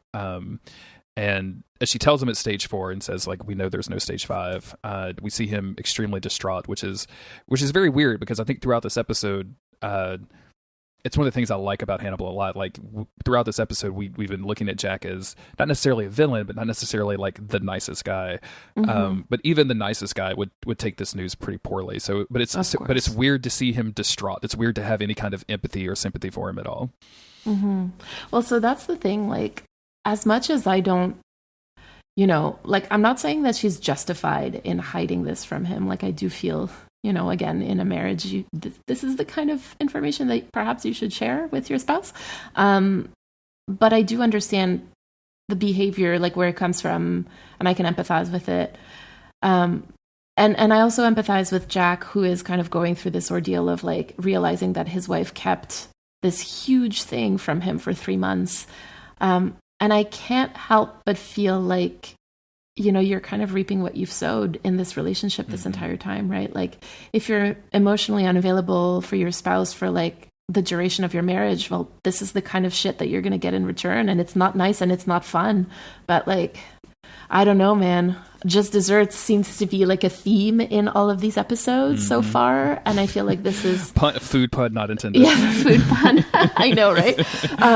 But this feels like, a very bitter just desserts, right? This is a really complicated topic, I think. Yeah. So I think back to like when I first got on TikTok, and I saw videos on TikTok of people saying like, men, you need to pay attention to your wife and have an interest in what she has an interest in, because if she stops talking to you about it, that's because she's talking to someone else about it. And they were presenting this as if it was like new fact, new news. And I'm like, so you guys, like, there's guys out there that aren't just listening to what your wife is talking about and taking an interest in it. Like, do you like your wife? Like, it was that kind of thing of just like realizing like, oh, so people are out there like literally not okay. Well, then you start seeing that emotional distance. And obviously, I think that's happened here with Jack and Bella. And it's really difficult for me to justify Bella not telling Jack about her diagnosis as somebody who like in a real awkward way, because everything's on apps now, like learned his diagnosis by himself. Like I got an email, right? And it was like, what? Jesus and then like 2 seconds later, I get a phone call from my doctor. Like, can you come in? And I'm like, okay, so what I just read is 100% true. But like Autumn was right there with me. She was literally like next to me because I was like, you need to come here and read this. And like, she was standing next to me as the doctor came up, as the doctor called me. And we worked through all of this together. She's been like an amazing person, an amazing level of support, every infusion, like every appointment, all of that stuff. And I can't imagine having gone through this without that. So when I first saw this, as I was watching it again, I was like, well, I feel like Bella's being a little selfish here by not sharing this, right? By not, and also by not like sharing in the treatment when she says, I'm not going to have treatment. And he says, do I get a say in this? And she just says a flat no. It was never really a question for me, because like we there was things to do that would actively improve stuff. So like we were going to go through with that, but that would have been a conversation. Like me and Autumn would have gone through that whole conversation. As I watched it for a second time to make notes on it, I felt a little bit less like she was being selfish. But also like I can totally recognize the instinct to not want to tell anybody. And it's for the thing that comes up a little later when he like tries to comfort her and she's like, you're not going to be able to comfort me. I know you need to do that, but I can't give that to you. Because as you find out when you're diagnosed, like people ask questions and that's what they want to be reassured. Like it's way more about their emotions than your own. And I talked about this a little earlier when she talked about shrinking. Because of that, like you start shrinking down the people that you talk to and the people that you tell, because it's so much emotional labor to, I know that's a phrase that's been abused, but it's emotional labor to like call up every single cousin or aunt or uncle and tell them, hey, we got this done and we're about to do this. And well, are you doing okay? Can I do anything? No, we're fine. Like that conversation it just takes forever with people. And I know I'm kind of rambling at this point, but it's something that I really wanted to hit with this episode, especially with this conversation, because it is very, very complicated. I waited for a while to tell other people outside of my family. I waited for a while to tell extended family. Like I even waited for like a week to tell like very, very close family, because we didn't know anything. Yeah, of course. So it's watching Bella in this situation. I have a lot of empathy for her. And then in our conversation with this episode of kind of realizing, oh yeah, Jack's probably, this is not like a first time thing. He's probably been distant with her this entire relationship. And then realizing what that must be like to get this diagnosis and realize like, I can't go to him. Like he's got too much other stuff to worry about. He's never been there for me emotionally for previous stuff. Why would he be there for me now? And she literally resents him for that. And just understanding that fully. But man, it's so difficult. It's such a difficult thing because it's terrifying. It's a very scary diagnosis. So of course. When my mom got her stage 4 breast cancer diagnosis, she started a WhatsApp group chat with all of the family members that she wanted to keep in touch with, or like all of the ones that she wanted to give updates to. And she was like, I will give updates in this group chat. And if you have questions, you can ask them in this group chat, but I will not be answering questions. I don't want direct text about this. Exactly. Yeah. Feel and free to text like, me about the TV show Hannibal, but nothing else. Exactly. And she was like, I would, appreciate if you could let other people know when they're asking what's going on. I have no problem with you giving out this information, but I do not want to be explaining this any more than I have to. Yeah. So I, obviously, like, I took her to all of her chemo appointments because I worked in the hospital where she was getting her treatment. And so, like, I knew I was, like, there. But apart from that, like, she basically didn't talk to anybody about it except in this WhatsApp group chat, which I thought, I was like, good job, Queen. You did, absolutely. Doing things on your own terms, I think, is so, so, so important when so much of this is out of your control, right? Like, regaining some control over some things is so, so, so important. Yeah. I don't want to talk, this is going to sound negative on my father, but I don't mean it to be, but like, he had gone through a cancer thing and he had went through like he went to a specific place, like a cancer treatment center. And he was like, when he heard the news about me, he was like, we got to get you here. They're going to fix you. And I was like, dude, there's not, that doesn't, we're not at that stage. Like, but he was like, no, they fix me, they'll fix you. So he was, kind of trying to push that a little bit. And it was one of those things where I was just like, look, like, we're going to consider all the options, but I'm making my own decisions. Like, there's no way that I can do that. And again, he just wanted me to be healthy and well, right? Like, that's an instinct that a father would have. I'm not trying to say anything negative about him, like, or anything. I'll save that for therapy. I was going to say, even if you did, like, it'd be okay, right? Like, no judgment there from me, of all people. But it's having that ability to make those decisions on your own. And again, to bring it back here, like, you talked about, your mom, and I'm going back to the shell thing, and I'm thinking about like a shell closing, and thinking about, this thing becoming larger while I grow smaller, and think about how I, cut myself off from regular interaction with friends and family so I didn't have to have that, right? Like, I drew myself inside, much like, a cookie. Yeah. I was about to say kokile like again. A kokile. Yeah. I mean, I feel like you should call it a kokile from now on, because that's what I'm going to be doing.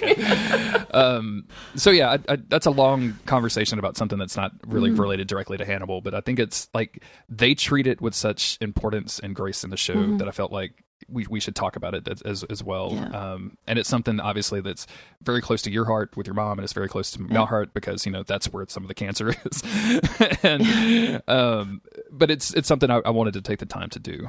So it feels weird to like move on from this, but like, it's, well, I mean, to segue a little bit back into the show, like, the fact that she is saying that she's refusing chemo and that he doesn't get a say over it, I think that there's, And I know that there are a lot of people who are going to disagree with me on this, but I think that that's a wonderful thing to be able to say, this is how I want to deal with this, right? This is how I want to navigate this particular story. Like, I don't want chemo knowing what I know about my particular diagnosis, right? I think also one of the things that happens when you have cancer, when you have a loved one with cancer, everybody is going to share their stories of their loved one with cancer, right? And it's going to be either like, oh yeah, she died in 2 months, or like, oh yeah, like they, like with your dad, like they were able to fix me. And it's like, yes, but this is not the same thing, right? And so only the person with the diagnosis, along with, whoever they choose to involve in that particular decision, can make decisions about their own health, their own body, and what they decide to do. It's I think the reason that opinion might be unpopular is because people want their family to survive, right? Like, of course, and it's difficult to hear that decision and it's difficult to see that. I hate the fact that this is even before I was diagnosed. I hate the fact that cancer is like kind of cast in this like fight kind of context of like, we're battling cancer. We won. We kicked cancer's ass. We're going to fuck cancer up. Like, it's not, like a, I don't even know anything we do that to. Like, I don't understand. Like, it's not an enemy, right? Like, it's not, it's not. Well, it's the war metaphors, right? Like, when it comes to illness and to cancer, when the reality, and actually, I have written about this on a professional level. What do you do, Mary? I don't understand. I talk about like literally the philosophy behind health and how we experience that, right? And illness and all that stuff. That's literally what I do. So it's a little bit esoteric, but it's a lot of really interesting stuff. I was going to say a lot of fun, but really no. Like I read about human suffering every single day. It's like very depressing. But there is actually a lot of literature out there that says that it's not particularly helpful. At the same time, if somebody wants to describe themselves as like a cancer fighter, I will never take that away from them because that's how they decide to talk about themselves. But when it comes to health and illness, like it's much more of a wager, right? Like you will do everything that you can to put the odds in your favor. But at the end of the day, there is a little bit of like out of your controlness that comes into play, and a lot of it actually. Yeah. And so, like I said, what's really important is how you choose to navigate the situation. And to end this scene, Bella says, and she's getting emotional at this point, that she didn't want their lives to change, but she didn't count on how much cancer would change her. And they hold hands, and the scene changes. And this is something also that I think about quite a bit because it's as a relatively young person to have cancer, it was a challenge to get to a point where I'm not feeling like I'm taking something away from my partner by having cancer. And she never for a minute thought that, right? But for me, I'm like, oh, now we can't travel. Now we can't do I was looking at it from a negative space of now we can't do this. Now we have to do that. Like, you have to be with me at these infusions. And now we're like a year later, I'm like, oh yeah, we can just go to Boston. That's no problem. I'm okay. We went to Italy for 9 days. Like, let's rock. Yeah. Let's do this. But I think especially early in the diagnosis, it's hard to get over this. It's hard to not think about those things negatively. And then we go back to Quantico, where Will kind of stops outside of Jack's office, and he goes in. And he just tells Jack that he's not going to leave, that he refuses to leave until Jack says something. And he sits down kind of a couple of spaces from Jack as Jack is just looking into space, and the camera like slowly pans over until Jack is just in the frame. And that's where the episode ends. And Autumn pointed out, like, this is almost a direct callback to what Beverly asked to do of Will earlier, right? Of just to ask if somebody was okay. And I didn't even pick up on this, so props to Autumn on that one. Yeah, Autumn is on point. Like, absolutely. Like, Will really heard Beverly and what she was saying, and I wonder. I kind of wonder how that's going to change their relationship and hopefully make it evolve into like a friendship, because I really think that Beverly is really good for Will. And also, like, just to kind of close this out, like, Will is there for Jack, even though Jack was not there for him when he needed it, right? And I think that, again, that kind of goes to show the kind of person that Jack has been, because Jack now has the opportunity to change, right? Yes. This was like a wake-up call for him. So hopefully we'll see change, because I believe that people can change, even though unfortunately they often choose not to. And I'll see what happens with Jack, because you probably all know already what's going to happen. A lot of people listening already know. But yeah, I'm also curious to see, like, if this is going to have any kind of direct effect on Jack's treatment of Will specifically. Like, will he be softer on Will since he's going to have to be softer, quote unquote, on his wife? And the episode ends here. We get our credits. I feel like this is a really great episode. It's weird to return to this episode after so long, and have it be so significantly about cancer, since it's such a huge thing in my life now. And it was good to talk about all of that stuff. Everything. It's interesting. Like, I'm watching this and I'm remembering the quote that we put in the first episode about the show, like, realizing the creators of the show realizing that it wasn't a Monster of the Week format, that there was something better there. And the stuff that I tend to remember about Hannibal episodes are like these grotesque and artistic kills. Like, I will never forget the two winged people at the bottom of the bed, right? But at the same time, as we're discussing these episodes, it's fascinating how little that matters to me. Like, it's all just like noise in the background and like fodder for Hannibal and Will to talk about. So well, it's funny. I think there was you were talking on Twitter with somebody who was saying that, like, Hannibal was like a bait and switch in that way, right? Where like they appeared to be like this Criminal Minds type thing, but at the end of the day, like it was something so much more than that. And I think that this is, again, like it's speaking to two different types of audiences, right? I think it's doing that really well, where it's doing the investigation thing, but it's also actually focusing on something else. And I'm so interested in the something else that, like, yes, the winged people, the skinned winged people are definitely present, but like what comes out from me of this episode is like Hannibal sniffing Will, and I'm just like, ooh, horny boy. What is that? What are you doing? How many people do you sniff like that? Like even with Bella, like if you compare it though, like it's like he just like leaned over naturally and was like, oh, I'm gonna take a whiff, right? Like, but with Will, like he leaned in and took a whiff. He closes his eyes. Again, I've said this in the last episode, but I didn't feel like when he smelled Bella, of course, like blanket creepy, but not sexually creepy. Yes. Which like it could have been, but it's not. When he sniffed Will, sexually creepy. Hundo peep. 100%.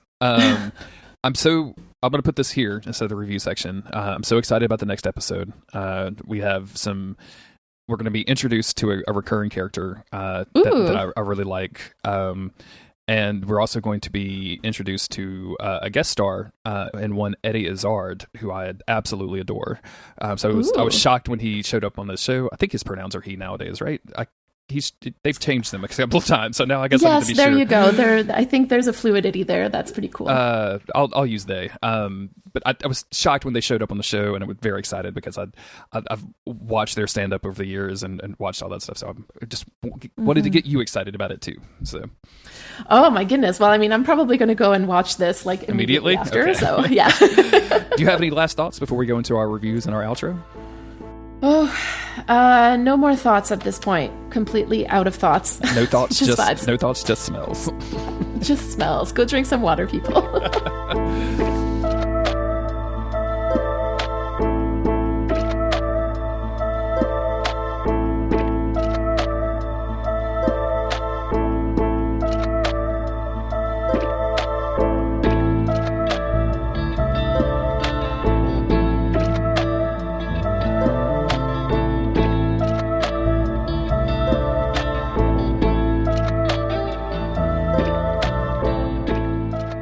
Well, this brings us to our review section.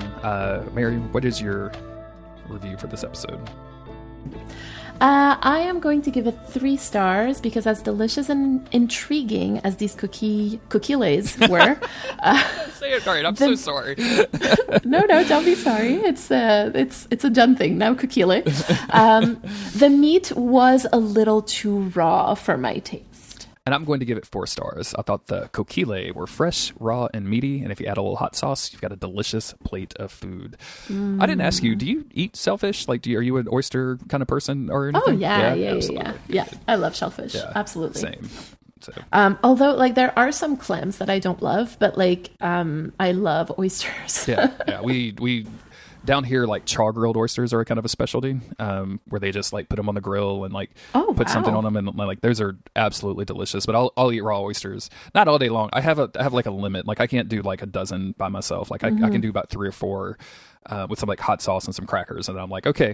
Let's move on to something that doesn't. Next course. Yeah, we're going to move on. Thank you everybody for listening. Again, we mentioned at the top of the episode that this is the first episode we've recorded since we've released it publicly. The feedback has been incredible, so we really appreciate everybody that has shared the podcast and followed us on various social media sites. You can find us at rudeeats.cool. That has all of the links to everything that you need. And once again, we'll thank Jake Lionheart for our music, which is also on Bandcamp, by the way. He did a 6-song, 8-song EP. So if you like the music that we use throughout the episode, go check out. There's a link in the show notes for it. And also Alex Dream's art for our beautiful artwork. Mary, where can you be found on the internet? Well, I can be found on Twitter at MaryTurner_, and you can find the podcast, like you said, at Monster of the Week. That's your podcast. I was like, okay, I can't say Carrying Wayward. And I ended up saying Monster of the Week. Lovely. So you can find us at rudeeats.cool, but you can also find us on Twitter at rudeeats. You can also there's a lot of fun stuff going on there. You could say Carrie and Wayward. Like we can promote your show. Yes, Carrie, yes, of course. If you want for some really deep introspections into every single episode of the TV show Supernatural. It's a great podcast. It's my favorite Supernatural podcast. So, thank you so much. You can find me at JG Greer. You can find all of my podcasts about Merlin, Supernatural, or the X-Files at creepybutnecessary.cool. And until we see you again, bon appetit. Bon appetit, everybody.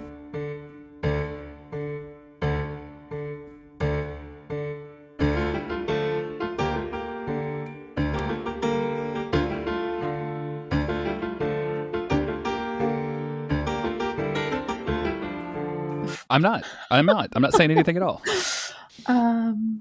Testing. Yes. Okay. Now I hear you. Okay, perfect. It was totally a me issue, 100%. Yes. That was definitely a user issue also. I just hope that we don't have the issues that we had yesterday. Oh my God. Totally normal. You know, I recorded with Chris for like an hour and a half right after that and had no disconnection issues whatsoever. So I don't know. I don't know what was going on. Listen, it was just one of those things like, you know, when you tell everybody, oh, this place is really, really nice. Like, you will have such a good time. And then, like, the service is shit and the food is burned. Like, oh, no. Okay, great. I've brought somebody to the worst place imaginable. Yeah, exactly. I wasn't upset or anything. I just felt bad. And I think I'm pretty much just going to edit that episode for them and just like present them with basically a finished file and like put your music on it. Exactly. It's I am so sorry about that. There's a bunch of outtakes, I guess, that you can use or not. It's up to you. Yeah, there you go. I think they liked the idea of the outtakes though. So, you know, I think, you know, it'll work. I think outtakes, and this is, you know, my personal bias, but because I've done it so long with Chris, I think it really gets listeners kind of bonded with the host a lot more, and like they want to listen to the host talk more if they know that there's more stuff. Like if they get to know you a little bit in a way that they don't normally would. And we do some outtakes on like Days of Future Cast, but not a lot. It's just mostly like you know, someone knocks their mic over. Not saying who that would be, but okay. Then who is it, Jeremy? I don't know. Who would it be? But yeah, over the years, I'm like, it's just become a thing with Chris and I, where like we just talk for 20 minutes, and it's mostly just me and Chris catching up more than anything. So, I mean, that's kind of what it ends up being, right? Like, I find that. Sorry, and now I'm reading from the document. I'm like, okay, yeah, that's there. Okay, good. No, but yeah, I that's one thing that I found really cool. Plus, like, it gives people the option of either listening to it or not. I know that on my first listen of Monster of the Week, yes, I did say first. I didn't really listen to the outtakes, and then after that, when I was like, oh my God, these guys are actually so cool, I went back and like listened to the outtakes with the episodes, and it was like a really cool experience. So. There's content in there. There's hidden stuff. There's a song about werewolves hidden in there that I don't know, have any idea what episode it is, but someday I'll find it and pull it out and put it on SoundCloud. How was your flower guy? How was your flower meeting? You know, I didn't even end up going because I was so tired yesterday. Like, I just stayed on the couch and I did nothing at all. Like, I had so much laundry to do. I did none of that. I had grocery shopping to do. I did none of that. Nothing got done except like just me on the couch watching the Olympics. Like, that is it. I also knit a little bit. That's fantastic though. Sometimes you need that. Yeah. I think I needed it. But like, it was the first day where I attempted like a 4-kilometer nonstop, and yeah, that's a lot. I mean, realizations were made. Like, first off, is that I'm so slow that 4 kilometers is more than 30 minutes for me, and I think running more than 30 minutes, I need to carry water with me, especially when it's like 30 degrees Celsius out there. 1,000 degrees outside, yeah. Right, and so I was like, no, like, I need to get like proper stuff to carry water with me. And so I did that. And so hopefully by next week, when I try to run 4 kilometers again, I'll have, what I need to be able. I'll have water with me. You won't have to Uber back home after you get done with that. Oh my God. Yeah. After I recorded with you guys, I recorded with Chris. And then I went in the living room and Autumn was watching, I don't know if you know the show The Doghouse. Do you know that show? No, I don't. It started in the UK. It's basically like it's a reality show based on like a dog rescue site. And so like the format of the show is like 3 different families or couples or individuals come in and like they select a dog for them and they meet the dog and then does the dog work for them and all this other stuff. And it's adorable. And she found out there was an Australian version. There's 4 seasons of an Australian version. So I was like, well, let me get this for you. So she was watching that and I get on the couch and I'm like drifting off and she's like, Jeremy, it's the end of your chemo cycle. Just go take a nap. It's okay. I was like, okay, I'm going to go take a nap. So that was my That's Sunday. Good. Yeah. That's wonderful. That show, it's on, you put it on Plex? Is that a thing that I could potentially watch? Doghouse UK, Doghouse Australia, and then there's a Doghouse New Zealand, which we haven't tapped into yet. But all that stuff should automatically show up on Plex. So all of that stuff's in there. So. I need to see this because this is exactly the kind of show that I love. It's adorable. It's like, and it'll make you cry because like, I don't know if this is a recent reality TV show thing.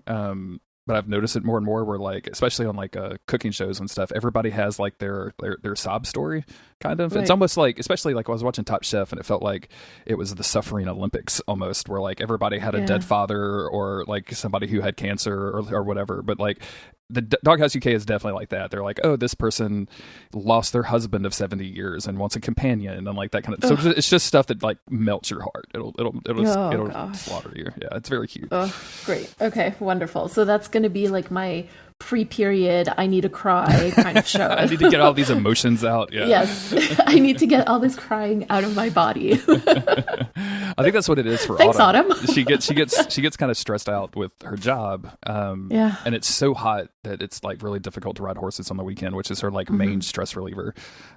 So like she gets to the point where she's like she does a bunch of chores and like she's kind of just stressed out and she's like, I just want to watch this and just bask in the glory of dogs. Like I just need to see a bunch of dogs being nice. That. And then sometimes the dogs like run away from them and you're like you're like, Goldie, come back, be nice. Yelling at the TV. So cute. It's really good. Oh, she's like really rooting for the dogs. Right? Like, please go up, don't run away. Like, and then sometimes the people are like, too aggressive and we're like, just chill out, just sit down. Why are you standing up? You're scaring the dog. Like it's a whole process. When are the Olympics over? Is that this week? It has to be, right? Like we're getting we were at the halfway mark yesterday, so. Oh wow! Okay, so there's a lot to go. Yeah, there's still a lot to go. They just started with diving today. Nice. Well, I mean, no, there's been diving before, but like the individual competitions have just started, and it's diving from the 10-meter platform. To me, I don't think that there is anything apart from maybe the vault. Like I don't think that there's anything else that's scarier to me. You watch one person hit their head on a diving board on the way down, like then that's happened a couple of times, and you just like, to me, I'm like, well, I will never dive again. You will never catch me in a body of water, sir. Like this is not going to happen. Diving is. I think we were talking about this the other day. Like all of this stuff is so frightening. Like just anything. The vault, like running full speed anywhere, is just terrifying to me in general. Not to mention like the flippity floppity stuff that they do at the end of that process. Yes, I think that you should definitely call the Olympics and be like, I have an idea to rename the vault. The flippity floppity flop. Yeah. I'm sure, because they've got like Kevin Hart and that dude from SNL, Keenan, doing like commentary and stuff. Like they've got like a TV show basically where they cover that stuff. I'm sure they're making all of those same jokes. I'm sure that they've got that under control. So they've got Kevin Hart. They don't need me, is what I'm saying. They do have Kevin Hart. That's true. He's I think it's a video of him and Snoop Dogg and they're watching. Yes. When they see the dressage for the first time. Yes, there you go. They're watching that for the first time. Yes. It's so good. And Kevin Hart is just like losing it. Snoop Dogg is just like amazed and he's just like losing. And then fast forward like 8 years and like now we've got Snoop Dogg like dressed up in full dressage gear, going with Martha Stewart to the dressage stuff, like petting horses. He's got his own little Olympic medal.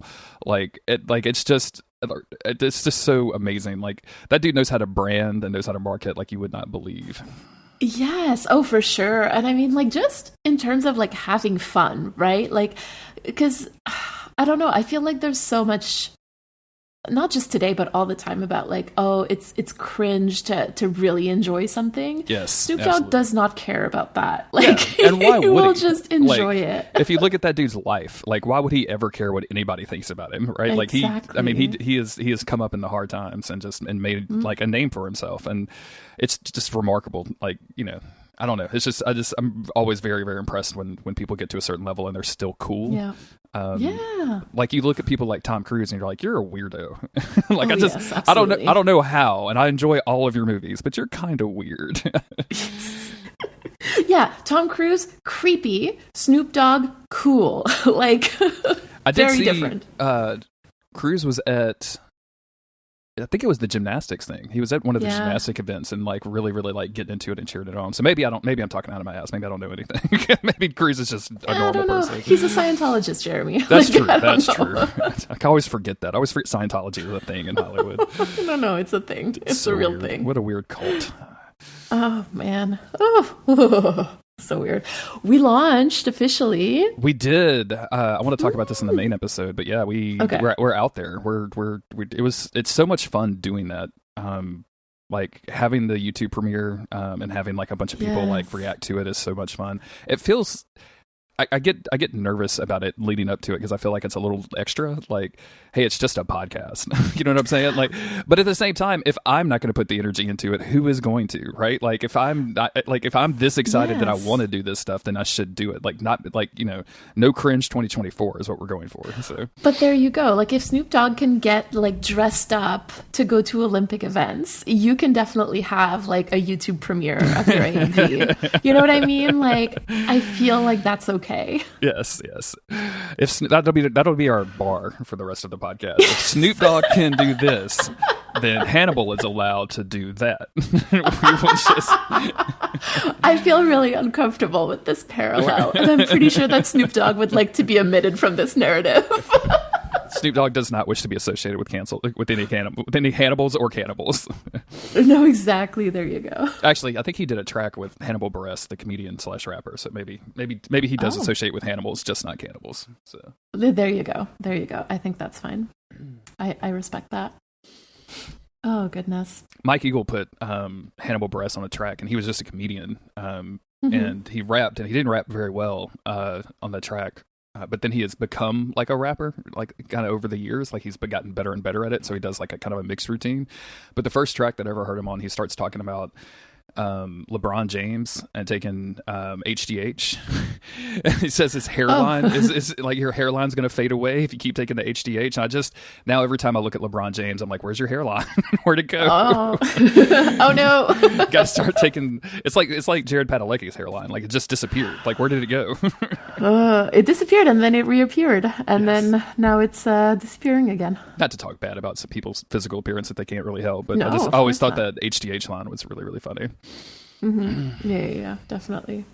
Did I send you, did I tell you what my son said this weekend about gymnastics? I think you did, but tell me again. Oh, yes, Okay. about Simone, right? Yes. Yes, Yes. exactly. So at the beginning of the Olympics, like I told him a little bit about Simone Biles and like how she's the greatest gymnast of all times, right? And he's like, "Well, that's your opinion." And I'm like, "No, honey, that is not my That opinion. is the that is world's fact. opinion. Yeah. That is the world's opinion." And so he saw her, he heard like the commentators talking about her, and he's like, "Oh, you were right. She is the greatest gymnast of all time." And I'm like, "Yes, that's what I've been saying." Because like, you know, he's at that age where he's like, I don't know if I entirely trust like you as my parent, because like Sure. I've just found out that there are other opinions than yours in the world. And probably finally Which is starting great. to form some of his own, right? So he's like, well, I think this, Exactly. no matter what mom says. Exactly. There you go. So he, you know, keeps reminding me that sometimes that these are my opinions, not facts. So anyway. And this weekend we were watching the men's gymnastics and I was like, look at that. Look at how impressive that is. And he looks up from his Nintendo Switch and he goes, you know, if Simone Biles was in this, I would watch it, but I'm just not interested. Wow. From a skeptic to a full-on fan, just like that, right? Like, Exactly. that's so hilarious. Simone Biles Yeah. needs to be in every event, though. I definitely agree. Like, I don't mean, care. She could yeah. probably ride a horse. Like, you know what I'm saying? Like, she could probably. I'm just sure get on she one and- could.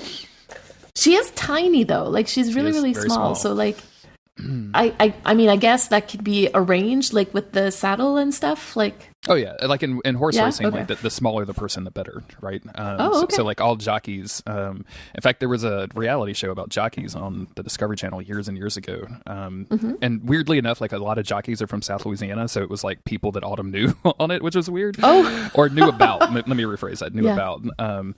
And like they do a lot of like horrible things to their bodies to make sure they stay under a certain weight and like certain height and things like that to make sure, because like, you know, the less you weigh, like the faster the horse will run, right? Like so everybody has like, they weigh themselves at the beginning of every race, and like if they go up a couple of pounds, like maybe the person that owns the horse doesn't want them to ride the horse anymore, so they're not going to get paid and all this other stuff. Like it can be pretty vicious. Like it seemed like it was not a very fun gig at all. No, I can imagine. I mean, I don't know. I mean, horse racing in general, I think, has a bad rap sometimes. Oh yeah.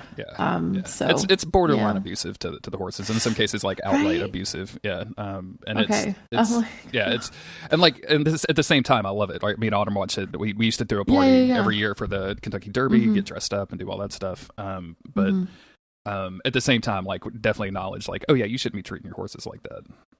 Especially the lower end you get. There was in fact, right like down the road and like down a side street for me was, I was reading the news one day and it was like, oh, we picked up, these people were arrested for animal abuse. And I was like, well, I want to know more about those details. So I clicked on the story and it was literally like a neighbor, who had been, and I guess they like repossessed all of his horses and put them into different clinics or whatever. And yeah, it was just really, really weird.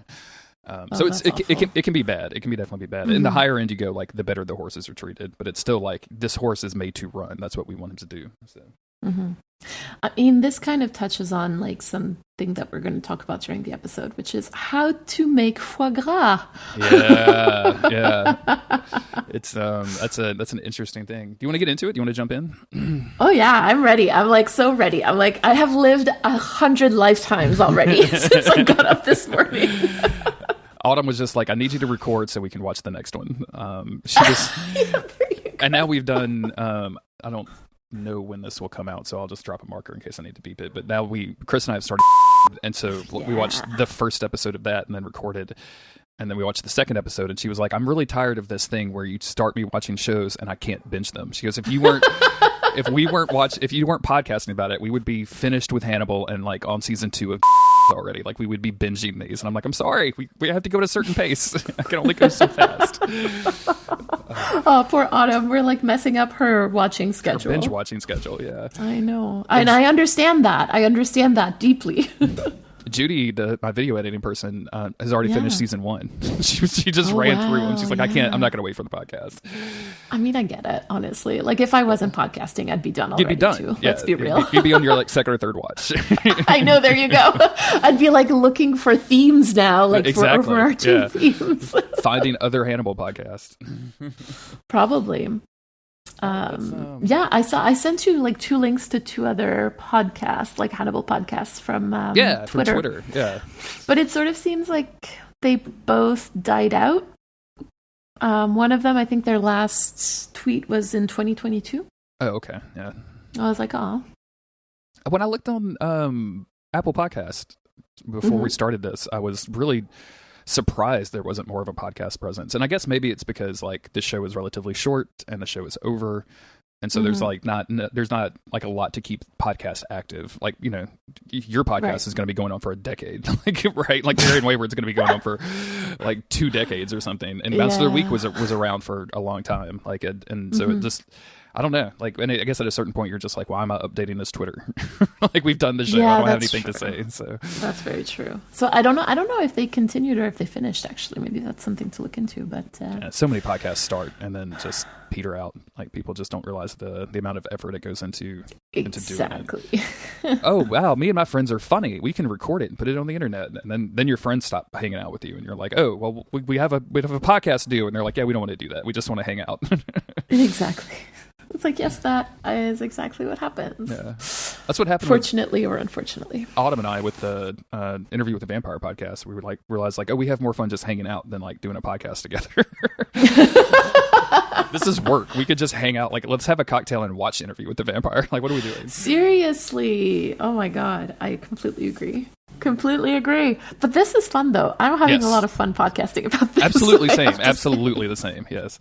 I love getting into Hannibal. Like, it's so much fun. So. Yeah. Okay, hold on. Let me just turn on focus for an hour. Okay, good. So that I don't get notifications. Okay. I'm ready when you are. Sit it.